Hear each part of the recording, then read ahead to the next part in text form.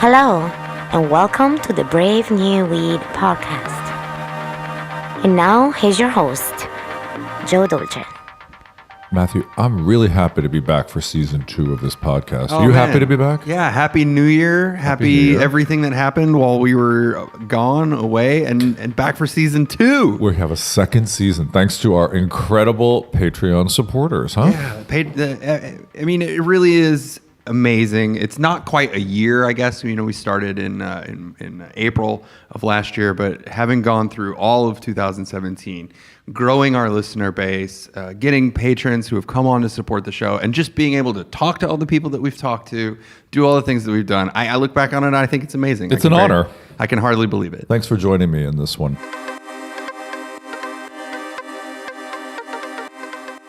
So, you saw something over New Year's Eve that was pretty ridiculous. I missed it completely. What did you see? Oh, it was more, I was enjoying friends and family, and then the next day, got up and everywhere was talking about CNN's New Year's Eve coverage because CNN embedded a journalist in Denver, Colorado. Randi Kaye. Crack reporter Randi Kaye. Crack reporter who I believe, and I can quote her in saying, "I don't know where I am anymore." Because she smoked a bong? They never showed her smoke anything. There were several times when they would cut to her. Of course, Anderson Cooper's in Times Square, and she's out in Denver. They cut to her several times. She was on a bong bus that drove revelers around Denver to various parties, all weed related. She was shown on television several times with a lit joint in her hands. Really? And was shown on television lighting a gas mask bong for a guy who took a massive gas. And this was on CNN. Quote unquote live television CNN. I'm sure there was a buffer, but they didn't censor this stuff off. So what was the upshot of all this? What was interesting or what happened? What happened to Randi? More than anything, it was just, for me, laughable. The backlash, right? So of course, Fox News ran with it harder than anybody else. They were like, CNN corrupting our children by showing them cannabis on TV. And, maybe there is something to be said about maybe the gas mask bong is a little over the top. Maybe. It's scary. Let's face it. You have to be insane to do that. Or Randi Kaye on New Year's Eve. But, I think it is part of the bigger conversation, the conversation that we are regularly having here on the show. And it's normalization versus glorification. Yeah. This was when Massachusetts, moved through legalization. There was the ad that was like, "Oh, you're going to see advertisements for pot everywhere and pot Starbucks on every corner, and that's going to corrupt young children." Well, now we have a situation to where CNN, one of the more respected, has in a way glorified cannabis culture, and the debate becomes: is it normalizing? Or is it glorification? When I was growing up, Johnny Carson, late night TV, would have a martini in his coffee cup every single night. Okay. Is it glorifying? By the way, you're up at midnight. How young are you? True. I mean, let's just get real here. Okay. In a way, it is normalization because we're learning to deal with extremes and we're dealing with regular stuff. We'll see.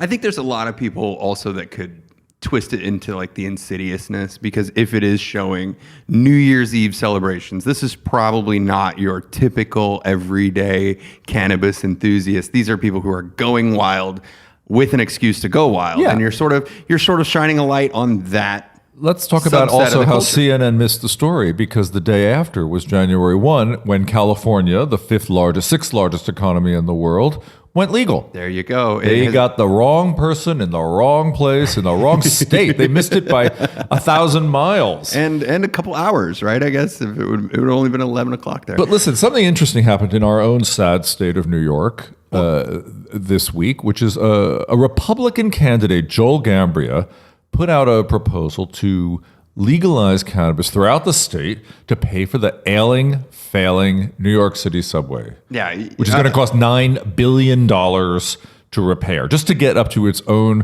shitty average state of affairs. Well, and it's like a it's like a slingshot plan too, because we're skipping over any sort of like card holder program or anything. We're going straight to recreational legal cannabis. A Republican governor candidate, which is fantastic, I think, because Andrew Cuomo, our current governor, has been asleep at the wheel on this. He is anti-cannabis. No one understands why. Well, and he's also arguably been asleep at the wheel on the MTA, but That's another story. We don't have to, all the readers don't have to know about the New York City subway system. But I want to talk to Joel Giambra, and you know what? I looked him up. I found his former place of work at a lobbying firm in Washington called Park Strategies. They gave me the man's cell phone number, and he's here to talk to us tonight. excellent. Thanks for joining us. So, Joel, when did you first get this idea of legalizing cannabis to pay for the New York City subway system that's falling apart every single day? Yeah, well, I am a cancer survivor, and some 17 years now since I was successfully cured, if you will, from cancer. So I knew very well what the medical benefits were to marijuana and cannabis, and obviously began to think more about the whole idea after many years of using marijuana for medical purposes, that this whole idea of prohibition makes absolutely no sense. It's one of the most failed public policies in modern history from my perspective. So I decided to continue to do some research and had decided that, it makes no sense for us to continue to believe that prohibition is going to be effective. So I'm of the mindset that we need to try something different. That's how I approach Got the idea. the problem. Just quickly, what were you using medical cannabis for with cancer? For nausea or to help you treat other symptoms? For nausea and for appetite. Got it. Help with the appetite. Got it. This 14 hours surgery can cause some difficulties in your swallowing and eating habits. Yeah, you're telling me. Wow, good for you Yeah, for surviving. Yeah, I'm very proud, by the grace of God and some great doctors. Here I am today to do this interview. But so I understand the values of medical marijuana, and I also now believe that the economic value is significant. And understanding that the New York City transit system is in serious trouble, both from a physical structure standpoint and from a financial standpoint. And recently, I had a chance to look at the Times piece where they did a very in-depth analysis of what's been going on there for many, many years. And obviously, there were many governors in recent past who can share responsibility for the problems. But for the last couple of years, it's been Governor Cuomo's responsibility, and he has really not, I believe, taken the time to put competent people to run a very important, significant piece of infrastructure that has very significant impact to world finance, right? Couple questions. What is the estimated bill of the New York City subway repairs? Do you remember? 290 billion, was it? No, the number is staggering. The number is absolutely staggering. And my proposal to use marijuana proceeds to begin to pay for those capital improvements is not going to solve the problem. We're not suggesting it's the panacea, but it's a way to begin to fix the structural problems there and to pay for them with monies that right now are being are perpetuating a black market underground economy, which makes no sense. And with Makes no sense at all, right? Right, with New Jersey and Massachusetts and Canada now all around us, moving toward adult use, it makes absolutely no sense to continue to pretend that prohibition is an effective public policy. So you announced this policy just a few days ago. What's the response been? Well, it's been varied, but I'm very surprised, pleasantly surprised, at the amount of attention that the issue has gotten. Now, maybe it's because I'm a Republican and I'm talking about an issue that most people might say is more of a progressive, if you will, issue. And to me, it's a matter of it's not, whether you have a D or an R on your sweater. It's about how you can get things done and change the outcomes. And that's why I'm running for governor, because I'd like to expose the problems that I believe are preventing us from achieving better outcomes. Having been in government for 25 years, having been a lobbyist for 10 years, you know the old saying, the sausage tastes great, but you don't want to see it being made. Well, Yeah. I think it's time to talk about the sausage and how it gets made, because that's where the problem begins, and that's what leads to corruption. You know, the ability to raise ridiculous amounts of money leads itself to corruptive activity. It's very obvious, and we're going to see some trials beginning next week here in the state of New York. So I want to talk about those issues. You know, allowing for opportunities for people to run for office and not have to deal with what I call the incumbent protection program that exists in New York State, where So New York is not exactly the hotbed of progress on this issue. That's for sure. Why is Cuomo so anti-cannabis? What do you think? I have no idea. It's always amazed me that, because when you think about the medical marijuana program, it took us longer than the rest of the real world to realize the medical benefits with cannabis, right? And then we do it, and we make it so restrictive that the people in the business are not able to make payroll at times. They can't afford to operate. No, it's ridiculous. We live in a ridiculous state with this. So what's the estimated taxes that the state could yield from a full legal program? Do you have a sense of that? Well, we're going to be releasing some economic analysis that I had done recently, and a report on the benefits that cannabis could have economically to New York State, and how it applies to the infrastructure program that I'm suggesting. And the reason I believe infrastructure is important, because you get 2 times the multiplier effect with infrastructure investment, because the labor's here, the equipment's here, and so forth. So it's a very direct injection of cash into the economy. Yeah, it's an economic stimulus package wrapped up in a legalization bill. Exactly. So you take this, this illegal market, this black market economy, and you begin to cultivate, no pun intended, an economic system, and that's going to provide some opportunities for people. A lot of opportunities. The jobs with the infrastructure piece are going to be significant. So you don't have those numbers yet, then, do you? They're just being fine-tuned, if you will. So we'll be coming out with that very shortly. We'll keep an eye out for that, certainly. So tell me what your Republican colleagues, how have they greeted this information, and how have they greeted your stance on this? Tell me. Again, very interesting. Today I had a conversation with one of the Republican county chairs, I believe it's Livingston County, who happened to be a former sheriff, and he was absolutely supportive of my call to end prohibition from a law enforcement standpoint. So he's not the only person in law enforcement. Law enforcement are pretty much hugely supportive, because they understand full well that this has become, if you will, a niche for law enforcement overtime and building up pensions and putting young Hispanic and African-American kids in jail at the end of your shift so that you can get some overtime. So law enforcement, I think, knows this, and that's why you have organizations out there like, they have a new name, but they were called Law Enforcement Against Prohibition for years. They changed their name recently, but I know them as LEAP. And, those are folks who understand. They're on the front lines, and they understand that prohibition is just crazy. It makes no sense, right? You are a very unusual Republican. I don't find that to really be the case. I think it's more of a purified Republican stance, because it's all about personal liberty, and it's about using smart economics. This is sort of genuine republicanism versus like neoconservatism. Exactly right. It's about, I have been saying for years that in order for the Republican Party to attract a larger audience, and in particular the audience I think that is most available to us, if you will, from a partisan political standpoint, are the millennials. I have 4 millennials that I own. They're my children. I own them lock, stock, and barrel. Trust me, fellas. Still paying off those payments.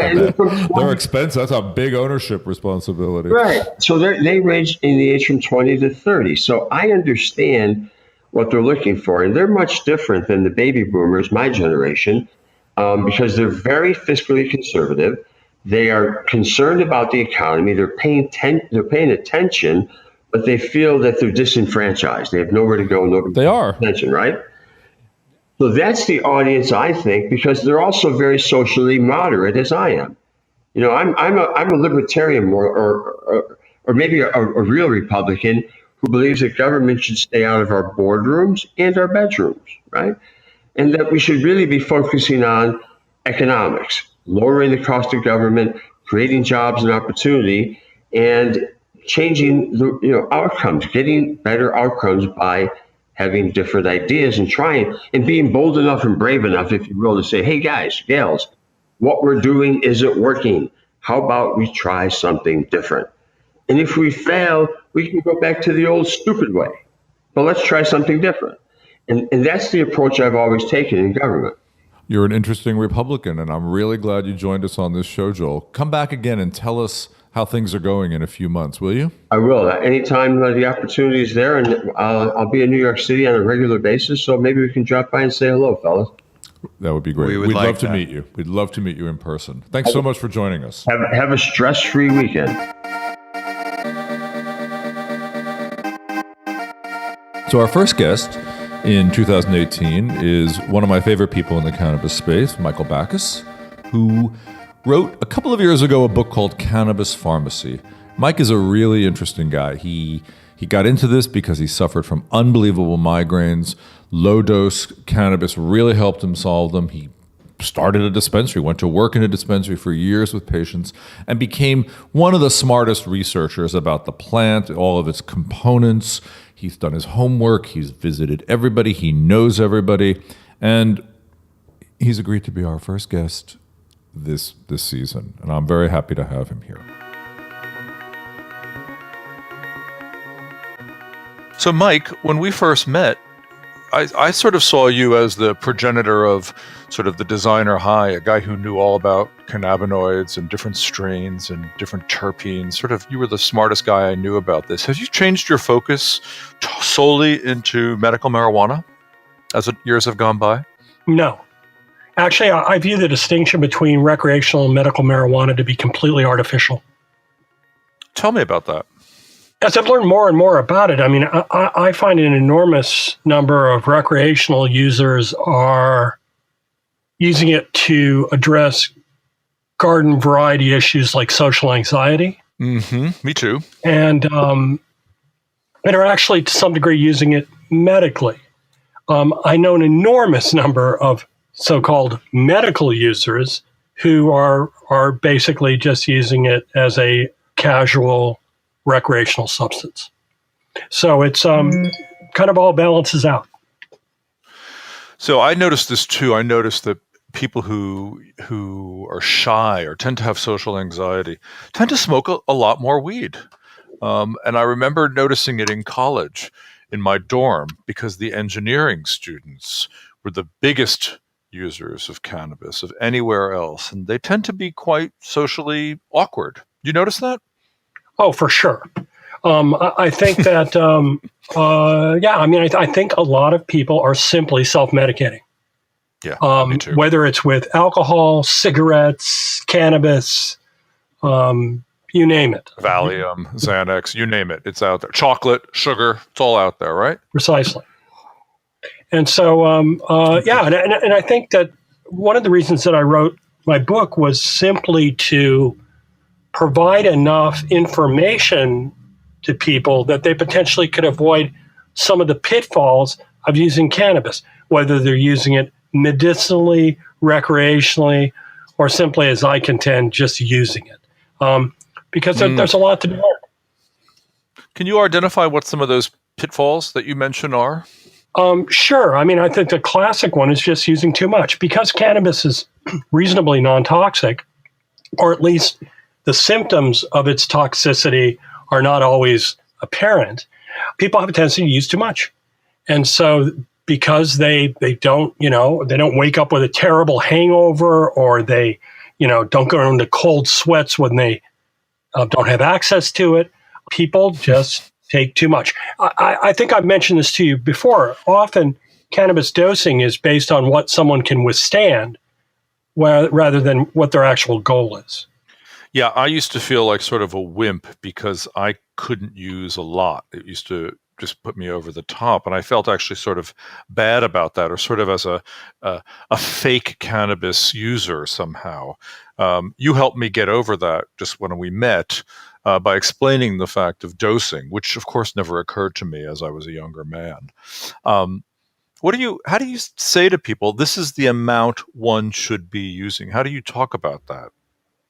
I mean, I think it's just by developing some kind of reasonable on-ramp. The thing is that I would rather give somebody far too less than give them too much.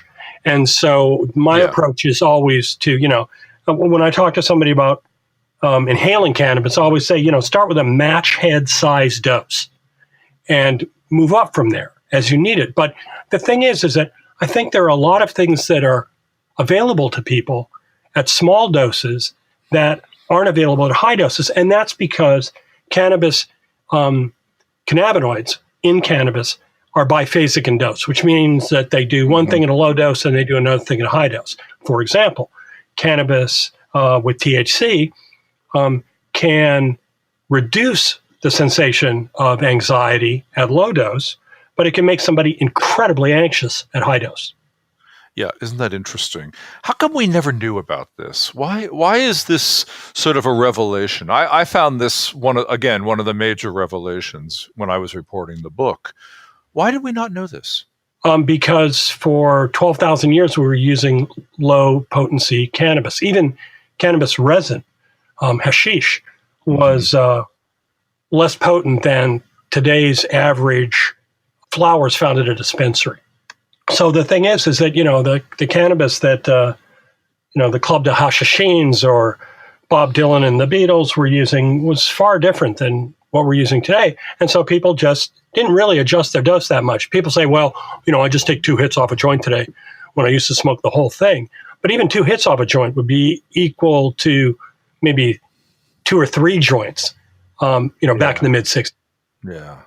And, I'm not being judgmental as far as cannabis dose. I mean, I think there probably are interesting things that happen at higher doses, but awareness of how much one is using I think opens up possibilities for different approaches to the plant than, how many bong hits can you take? Can you explain that a little more? I'm interested in that idea. Simply just literally start low, go slow, and, stop when you get the message. I mean, the thing is that a perfect example is using cannabis to treat pain. There's the UC San Diego study that showed that there was a sweet spot of dose for pain where too little provided no relief, a little bit more provided excellent relief, but even more provided no relief or increased pain. Yeah. That's a pretty impressive thought. Do you, by taking the positions you've taken, which are not radical but are contradictory to a lot of what's going on in the current market, have you made a lot of enemies in the cannabis world? No, not really. I mean, I think I've had people try to make me into an enemy, but that's always been related to things like, the patents that my name is on and stuff like that. Not really my approach to dosing. I mean, because I'm not going out and trying to be really overly judgmental and saying, oh, you're a bad person for, Correct. dabbing. The truth is that I'm just kind of providing some information, and how people use that information is really up to them. I'm not trying to really impose my approach on anybody. And I think that's important because that doesn't work anyway, as we know. Yeah, it clearly doesn't work. Exactly. 80 years of prohibition, I think, have shown us that, right? Yeah, for sure. I looked at the second edition of Cannabis Pharmacy, which seems to be a fatter, broader volume. What would you say the differences are between edition 1 and 2, and why'd you do a second edition? Because I learned so much between finishing writing the first and finishing writing the second. I mean, the thing is that research has exploded, and my understanding of that research has increased just simply by wading out into it a lot of stuff's really, really complex, especially endocannabinoid system function, our body's own cannabinoids, and this regulatory umbrella that it provides. The thing that's really fascinating about the endocannabinoid system is it's very, very, very hard to study. Yeah. And the reason that it's hard to study is that these endocannabinoids are produced on demand. They're not stored in the body anywhere like neurotransmitters are. And so they're made on demand and then instantly, for the most part, metabolized. Go away. So they're really, really, really hard to find because they're also working at very, very small concentrations. And so because of that, until recently, we didn't know that the endocannabinoid system was doing things like regulating basic metabolism within the cell because we didn't have any instruments that could actually observe that taking place. That's changed, and it's continuing to change. And the truth is our understanding of the endocannabinoid system is probably going to get overhauled over the next couple of years. You mean completely overhauled, like the way we understand it now? You think it's going to have a more? Well, yeah. I mean, you can, when you talk to the average person about the endocannabinoid system, if they've even heard of it at all, they'll say, "Oh, yeah, the CB2 receptors are found in the immune system, and the CB1 receptors are found in the nervous system." Well, as it turns out, that's completely not true. In fact, CB1 is found everywhere, and CB2 is found everywhere, and it's just whether or not you have the ability to observe and understand that action, because until recently we didn't know that CB2 was all over the nervous system, and basically is kind of a general response to stress as CB2 starts to show up in volume. I know it's it's very elusive right now. I mean, I once tried to get somebody to draw a map of the endocannabinoid system before I knew enough about it. It's just a pointless idea. It's just ridiculous. It'll never happen. Just because of the nature of these transmitters. What do you think, Mike? I mean, you can find good maps of the endocannabinoid system. Understanding them is another thing. I mean, it really takes some work to start to figure this stuff out. And it may be that the endocannabinoid system is kind of an artificial distinction because you have these thermoreceptors, these TRPV receptors, that are responsible for the sensation of temperature, but also the sensation of hot chilies, et cetera, and they're very, very closely linked. Now, they may be so closely linked that they're kind of part of the same system, but we don't know yet. It gets so complicated. I mean, I was studying how they work on cells, and it's almost impossible to describe. There's so many points of entry and so many ways that they can be inhibited and activated. But overall, let's step back for a second. Having read Volume 2, what's your general take? Is cannabis medicine overrated? Is it overhyped, or is it a potentially really powerful thing? It's definitely a very powerful medicine. And the thing is that our understanding of how to apply it is increasing over time. And currently it's a little overhyped. Like terpenes have a tendency to be, I think, a little overhyped. Some of them may be very pharmacologically active. Others add more to the sensory experience more than the kind of pharmacological outcome. So I think that, because our understanding is growing, every new thing becomes the new thing. So, over the last 18 months, terpenes got really, really hot, and I think they're going to really, really cool off. And my concern about terpenes is some of those things are pretty potent, like limonene, which, is used a lot to dilute cannabis oils in some of these vape pens. It's a really good engine degreaser. And inhaling a lot of it's probably a really bad idea. Probably a bad idea. Well, interesting you're talking about terpenes. I was talking to Ethan Russo not that long ago, and I think he was quite interested in growing some super terpenes strains.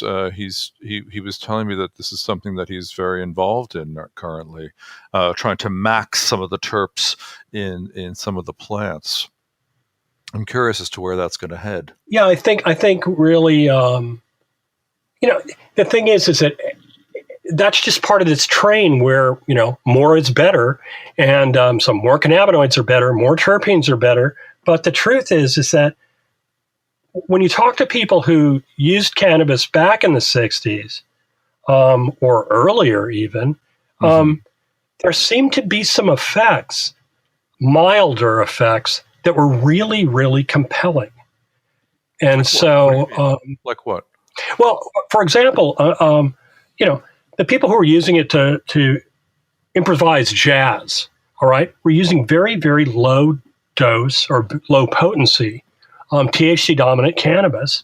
And all I can say is, it worked for Louis Armstrong. It worked for Mesro. It worked for Bob Dylan, and it worked for the Beatles. And the thing is, I'm really fascinated by what we've lost as opposed to what we've got today, which is just more and more and more and more. I mean, I don't view, it's like a condiment to me. Terpenes are like a condiment. They subtly affect the outcome for sure.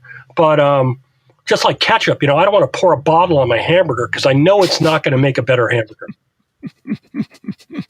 I think that's great. Terpenes are like ketchup. Okay, now we understand it.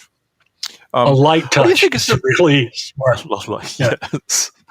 What do you think is the biggest misconception about cannabis medicine?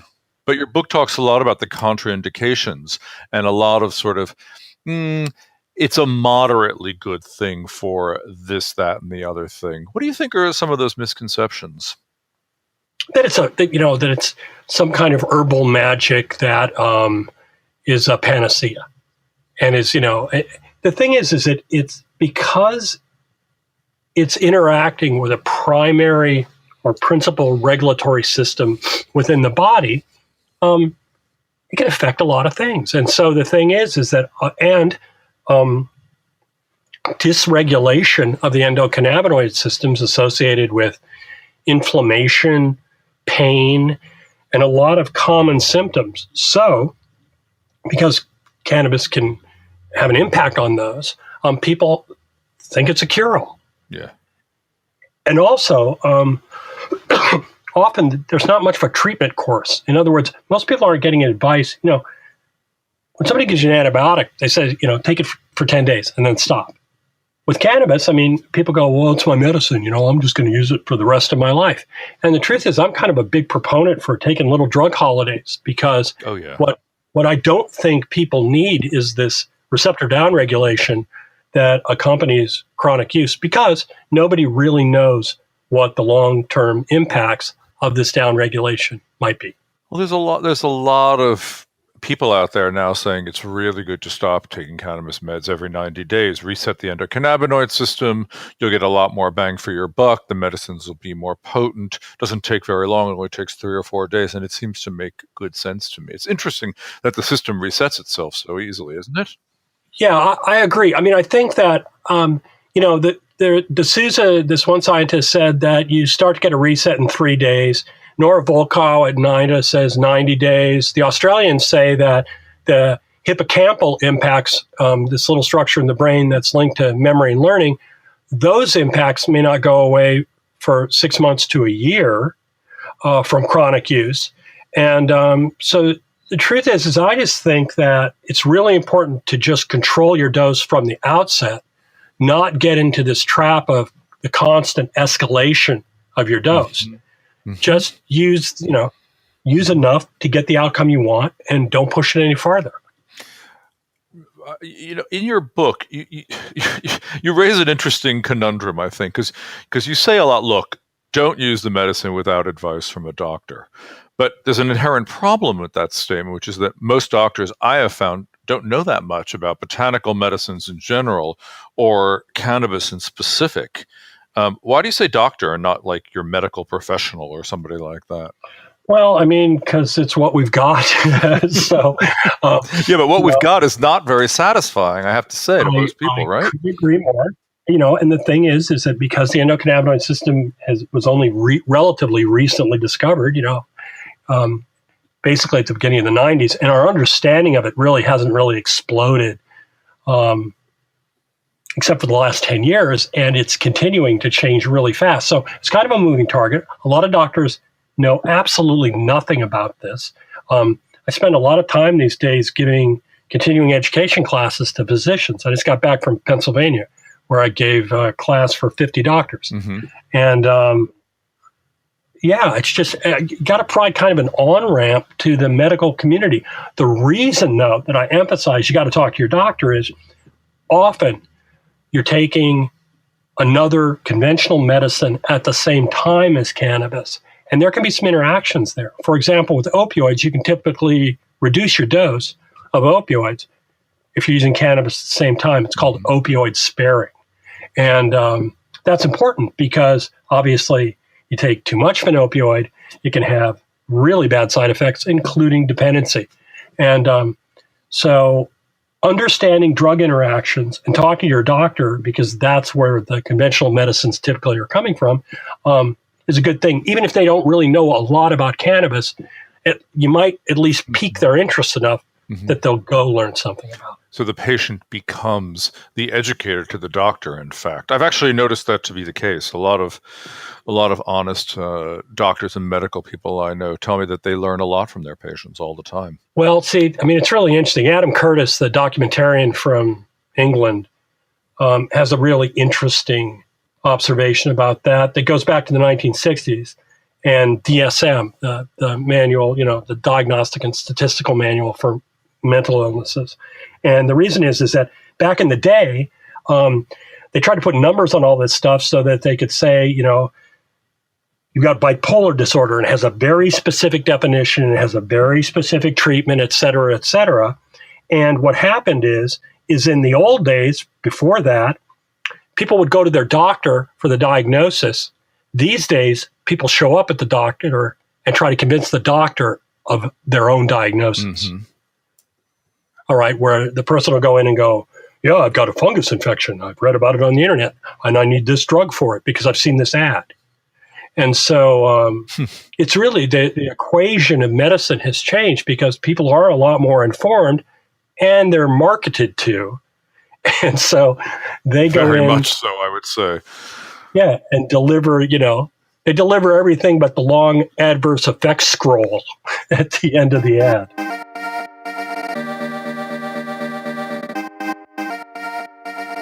I've been doing a lot of work looking at CBD, and I think it's a pretty flawless anti-inflammatory. It's sort of amazing to me.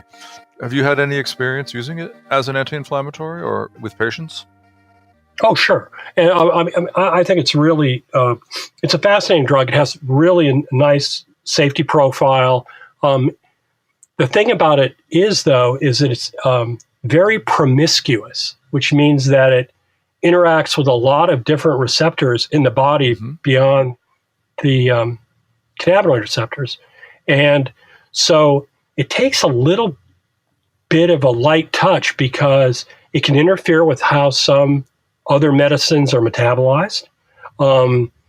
It works really, really broadly, which makes it really safe, but could have unintended consequences for some people. For example, you go to a lot of dispensaries and they'll tell you CBD is is sedative, and you should take it to go to sleep. While with a lot of people, it's actually wake promoting, which means if they take CBD too close to bedtime, they have a tough time getting to sleep. I know. What's that about? Something I was saying it was light, was regarding the light of the day or the night. Have you found that to be the case? I find how it works with most people is if they're sleep deprived and you give them CBD, they'll start to get tired and want to sleep. If they're pretty well rested and you give them CBD, it tends to be wake promoting. Now that kind of makes sense in the idea that it's interacting with a homeostatic regulatory system that's constantly trying to balance things within your body. So if you're out of balance, it'll try to balance you. Once you're balanced, it may do something totally different. So it's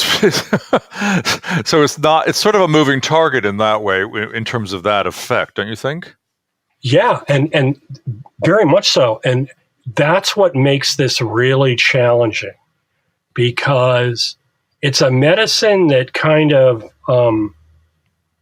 you have to take a very, very light touch with it, and you have to know when to back off because you may miss its therapeutic window through overdose or overuse.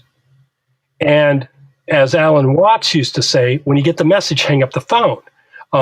Once it's done its thing and you don't need it done anymore, you should probably discontinue it or at least reduce your dose. Interesting. So one of the problems I have with CBD is I don't really feel it working. I mean, I use it for inflammation, for arthritis. I do feel that it stops some of the pain and some of the inflammatory aspects of it, but I don't feel anything else from it. Yeah, typically with most people, I tell them that when they use CBD, it's working when you just feel normal. Yeah, exactly. And is there a dosing protocol you have found, like where to begin? Everything seems to be 25 milligrams, but I've never understood why. Yeah, I think I don't understand why either. I mean, I think for most people, CBD dose starts, around 5 milligrams a couple times a day, and so I don't want to overuse these cannabinoids. It's really, especially CBD, because it's really non-toxic. People just think they can just take as much as they want because they don't get adverse effects of which they're aware. And that's the key thing is that we don't know what high dose CBD does to you when you take it chronically for a long time. It may not be as safe as we think it is. That's why I just think a little caution's advised. I'm not trying to be, Cassandra. I'm just saying that we should just be a little bit judicious in our approach. What about your own evolution? I know you started using these meds for headaches. Have they continued to, and that was 7-8 years ago? Have they continued to reduce your migraines? Do they continue to sort of alleviate the problem, or did they have a shelf life and then it expired? Well, two things have happened. Once, as you get older, migraine frequency often declines in males. And so I think naturally I'm just getting fewer headaches just because I'm older. I really don't even get many auras that preceded headaches anymore. So the truth is that, I use THC 2-3 times a week, not a lot. I use CBD pretty much every day, small dose. And yeah, I feel fine. I don't have, it's, again, I think I'm an advocate for kind of a restrained approach to dose because I think I've enjoyed so much success doing exactly that. Good. I'm surprised. I don't get the inflammation I used to get either. I just don't understand how it works, why it works, but it obviously seems to be working. And I do find, and I think you know this very well, that that 1 milligram of THC or 2 milligrams of THC really amplifies the effect of the CBD.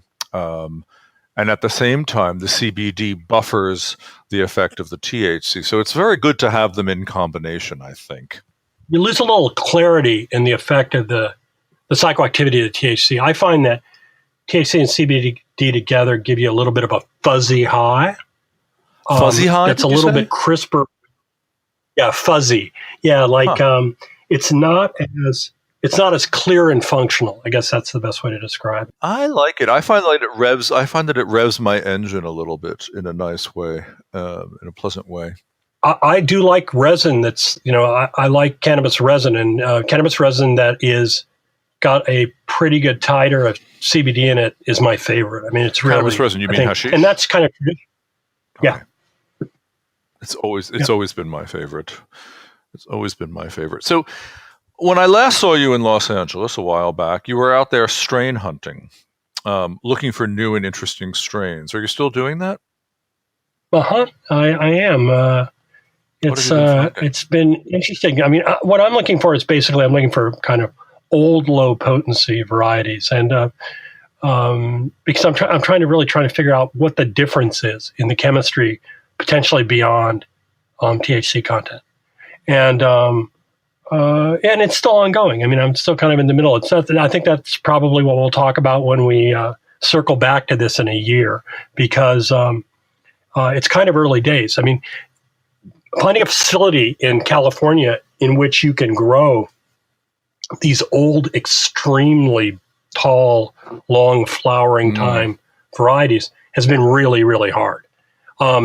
But beginning in January, I think that's going to change. And so it literally is, talk to me at the end of 2018 because I'll probably have my first crop in on some of this stuff. How do you think legalization is going to make that difference? What's going to change? I can have a greenhouse with 25-foot plants in it. There you go. Okay. Right now, it's kind of a pain. That's going to make a big difference. Sure. Look, I'm looking for those low THC strains as well. Have you come across any with any names that are familiar to anybody in the world? No, I mean, typically they don't typically have a name because typically dispensary won't buy them because they're not potent enough. Do you think there's an enormous market for this? I can't believe there aren't. I mean, I meet so many people that say, gee, I wish I could find a strain that I could smoke and make it all the way through the movie. Is it just a matter of age? Or are we just old? No, it's just the fact that everything's gotten really strong. I mean, the bottom line, if you're looking for a beer and all anybody's got is Everclear, that kind of limits your options. Yes, it sure does. It sure does. What have you found any new and interesting products other than some interesting strains out there? Yeah, it's funny. I mean, the products that I've been most fascinated by in the last couple of years have been really old style products, like dry sieve hashish. You're starting to see more of it available now. It's insanely expensive, but it can't beat nature. I mean, the quality of the product probably makes it the best cannabis product out there right now. Because what it is basically just the gland heads and nothing else. So you've got all the terms. Yeah. So let's go back to your book just for a quick second. What would you say the biggest takeaway, other than the fact that the research has advanced so much, what's the biggest takeaway in the 2-3 years when you first wrote Cannabis Pharmacy and today? I know more about what I'm writing about. So the thing is that I think I have a much, much better understanding, and it's still a work in progress, but a much better understanding of the endocannabinoid system and respect for it. And so, I think I've wised up a lot. I mean, I wrote the book, and in the interim, I've had the opportunity to write the book I wish I would have written initially, but I didn't know. So the information wasn't there. Are you willing to write another book? Do you want to write another one? I think the big thing that I want to do is basically produce a guidebook for the average cannabis user that isn't necessarily trying to treat a symptom. Mm-hmm. And because I think there really could be some guidance there. And also I think it could kind of stem the tide. I mean, I think we're still in this prohibition mindset, which happened during alcohol prohibition as well, that the product that is of greatest interest is the product of the greatest potency. And that's just nonsense. Don't you think that's going to take an awful long time to change, though? An awful long time to undo? No. Really? Any more than remember, beer disappeared during Prohibition. And, and today we have the craft beer movement where, you've got 5,000 beers probably made within 20 minutes of me. Yeah. I think that craft cannabis is going to open up a lot of possibilities, and they're starting to just hit the limit of what they can do. I mean, what's really fascinating is concentrates have basically become isolates. So yes. The thing is you can walk into most dispensaries in California right now and buy pure THC or pure CBD. You can, the flowers have kind of maxed out at a little over 30%. THCA by weight. They're not going to get any more. The plant simply can't produce anymore. They'll continue to jack the terpene content for a while, and they'll hit the wall a little over 5%. And then what are they going to do? Then it's not about the potency of the product. It's how interesting the effect of the product could be. Interesting. And I think that's the future. Great. Well, let's end on that note, because that's a very positive note. I'm very excited to get to that day. For sure. I hope I survive long enough to get to that day. I think it's going to come. I mean, remember, nobody, 2 years before Prohibition ended, federal alcohol prohibition ended, you couldn't find anybody who really thought it was going to end. Yeah, I guess that's true, yeah. And so it's people aren't very good at predicting the future. But I think just like the endocannabinoid system, I think we need to achieve a little bit more balance in our products, and I think that's coming. Excellent. So that conversation I absolutely loved, and I love talking about it. It's become a fascination of mine over the course of doing this podcast with you, Joe. I've become fascinated with these chemical components, the terpenes and the cannabinoids that are in the plant. And I had brought up once before this sort of augmentation thing, and we were talking off mic about mangoes, right? Using a terpene as an additive. So if you eat a mango after smoking your cannabis, does that change things? Because there's the terpene in the mango. And it does. Interact? It amplifies the effects. It's an old hippie lore that scientifically has merit. So I'm curious about, and it seems from, chemistry, basic chemistry class, like you should be able to blend and mix other things containing these terpenes with your cannabis to achieve different medicinal or recreational effects. It's already happening. I mean, we know that one old weed has a metabolite called CBN. Yeah, and how to go to sleep. We know that CBN helps you sleep. And I've recommended this I have some old weed. I've given it to friends with big stressful jobs, and they vaporize a little bit of this at the end of the day, and they sleep through the night. And, it's not addictive. It's not Valium. It doesn't leave you so fuzzy in the morning.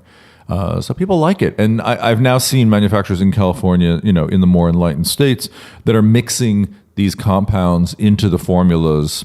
And I think they have really good effect. So we'll be exploring that more. Yeah, this season. It'd be something that I would like to know more about, because it's sort of, we talk a lot about the marketability of cannabis as it rolls over into legality all over the country. And it seems as though, you can buy replacement cigarettes for tobacco. People who are trying to quit using tobacco that are herbal, I'm smoking these herbal compound. If you could customize these herbal compounds to blend with your spliff, so you're not using tobacco, but you're using something that has an augmented effect. Maybe the calming effects of chamomile mixed in with your cannabis has an extra calming. I don't know, but we'll explore it. It just brings me to the science of cannabis is ever fascinating. And next week we're going to do a session with Dr. June Chin, who is going to talk to me about something that's very close to my heart, which is a program I've created called Relief Without the High.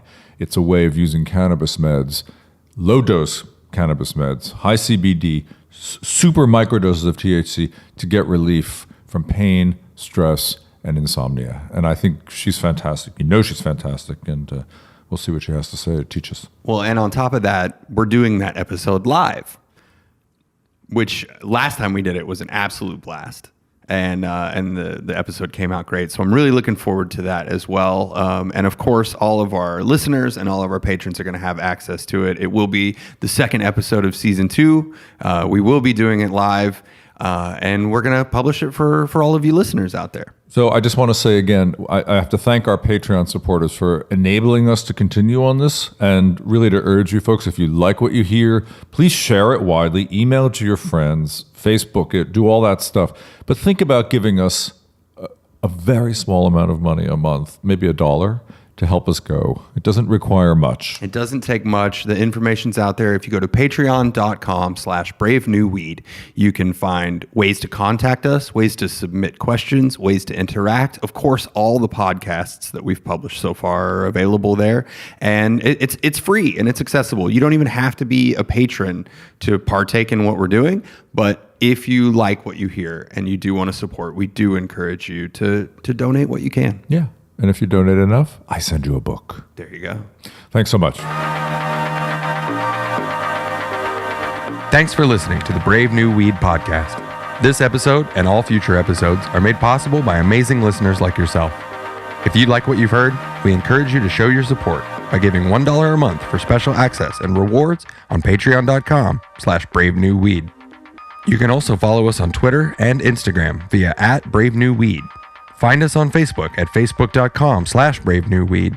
And remember, you can always find more information about us or information discussed in each episode by pointing your favorite browser to bravenewweed.com.